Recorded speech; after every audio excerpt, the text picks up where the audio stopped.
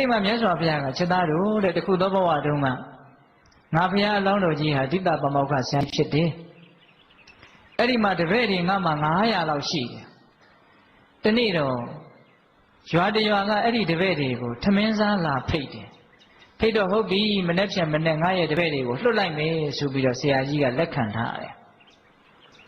အဲ့ဒါနေ့လေနေခင်းရောက်တော့အိမ်မှာထမင်းချက်တဲ့ကျွန်မကလာပြီးတော့ဆရာကြီးကိုပြောတယ်ဆရာကြီးထင်းဆိုင်เสียထင်းမရှိတော့ဘူးဒါကြောင့်ထင်းကုန်သွားပြီအဲ့ဒီမှာတပည့်တွေကိုဆရာကြီးကကိုင်းငါတပည့်တို့တော်လဲဝင်ပြီးတော့ထင်းခွေကြကြည့်ကွာထင်းတယောက်တစည်းရအောင်ခွေကြကြည့်ဟာခိုင်းလိုက်တယ်အဲ့ဒီမှာတပည့်တွေ900လောက်အကုန်လုံးပျော်ပျော်ပါးပါးကြီးတော်တဲ့ကိုထင်းခွေထွက်တယ်အဲ့ဒီထဲမှာခုနတုန်းကပေါင်ကျိုးမဲ့ယဟန်ဖြစ်လာမဲ့လူပြင်းနော်ပါတယ်နော်သူပါတယ်နော်သူလည်းလိုက်တော့တယ်နောက်ကနေတဆိုးလေးပခုံးပေါ်တင်ပြီးတော့လိုက်သွားတယ်အဲ့ဒါဒီပြင်လူလင်တွေဒီပြင်ចောင်းသားတွေကတော့တကယ်ပဲတိုးထဲမှာထင်းဖြစ်နိုင်တာတွေအကုန်လုံးလိုက်ရှာပြီးတော့အာကျုံမှန်တဲ့ထင်းတစည်းရအောင်ကြိုးကြိုးစားစားရှာတယ်အဲ့ဒီလူလင်ကတော့တိုးထဲရောက်တော့ရှောက်ကြည့်တယ်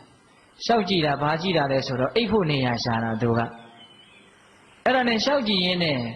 ရေခရက်ပင်ကြီးတစ်ပင်တွေ့တယ်အဲ့ဒီရေခရက်ပင်ကြီးကအရွက်တွေအကုန်လုံးကျွေးနေတော့တစ်ပင်ကြောက်ကြီးနဲ့အင်မတန်တူတယ်ပြင်းတဲ့လူဆိုတာဖြင်းတဲ့သဘောလေးရှိတယ်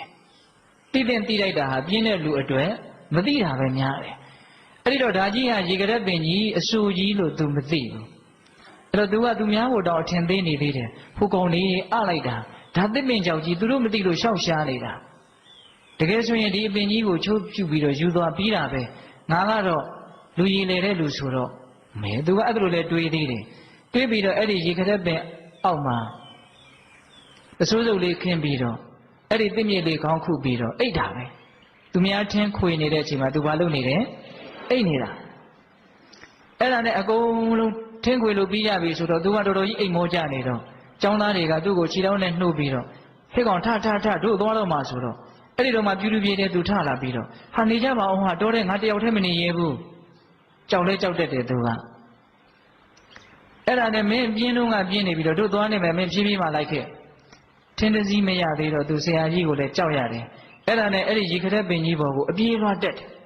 ပြေးလွှတ်တက်ပြီးတော့သူထင်းကြောက်တယ်လို့ထင်တဲ့အကိုင်းတွေကိုသူချိုးတယ်အဆူတွေဖြစ်နေတာဆိုတော့တော်တော်နဲ့မကျူဘူး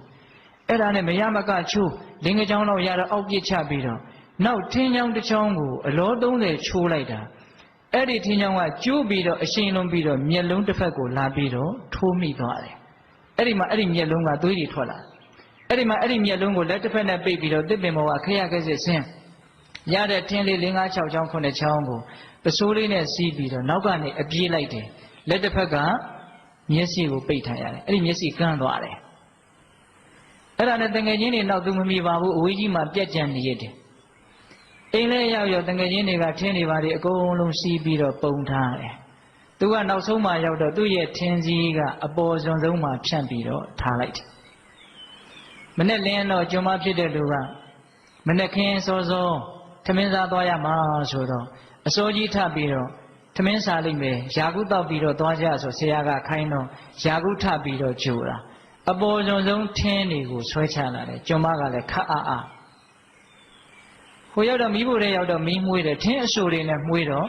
မီးကတနေ့ကို1မိနစ်လုံးမွှေးလို့မရကိုင်းယာကုတောက်ကြမယ်တို့ရွာကိုဆွမ်းစားထမင်းစားသွားရမယ်ဆိုတော့ယာကုကကြက်ဖို့ဝေလာဝေးလို့မီးတောင်ညှိလို့မရသေးဘူး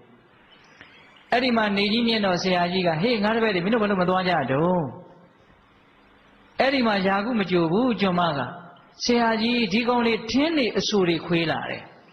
အဲ့ဒီမှာပြဿနာကဆရာကြီးနားပေါက်ကြတော့ဘာဖြစ်လဲလို့စစ်လိုက်တော့ဟိုမှာမျက်စိတစ်ဖက်ကိုလက်နဲ့အုပ်ထားတဲ့လူတရက်ခံကလူတယောက်ပြင်းလာနဲ့ကြံတဲ့လူတွေအကုန်လုံးဆက်ဆက်ရဘာဖြစ်သွားတယ်ဒုက္ခတွေရောက်ကုန်တယ်အဲ့ဒီမှာဆရာကြီးကသူ့ရဲ့တပည့်တွေကိုဂါထာလေးတစ်ပုဒ်နဲ့ဆုံးမတယ်ဖះလောင်းဆိုတော့ဉာဏ်ကြီးတာပေါ့ဗျာယောပုဗ္ဗေကရတိယနိပစ္စံသောကာတုမိတ်စတိဝရုဏကထာပင်ဇောဝသပ္ပစ္ဆာမနုတပတိယောအကျင့်ပုဂ္ဂိုလ်သည် ပုဗ္ဗေကရဏိယာနိရှိဥစွာလှုပ်တင်တဲ့အမှုကိုပစ္စာနောက်ကာလကြမှာကာတုံပြုခြင်းကအိစ္ဆတိအလိုရှိတယ်သောထိုပုဂ္ဂိုလ်သည်ဝရုဏကဋ္ဌပင်ဇောဝါထင်းချိုးလိုမျက်စိကန်းသောလူလင်ကဲ့သို့ပစ္စာနောက်ကာလ၌အနုတပတိအဖန်ဖန်တလဲလဲပူပန်ရကုန်၏အရင်လုပ်ရမယ့်အလုပ်ကိုနောက်မှလုပ်ဖို့စိတ်ကူးတဲ့လူတွေဟာအဲ့ဒီထင်းချိုးရင်းနဲ့မျက်စိပြက်သွားတဲ့လူလင်လိုနောက်တစ်ချိန်မှာပူပန်ရတတ်တယ်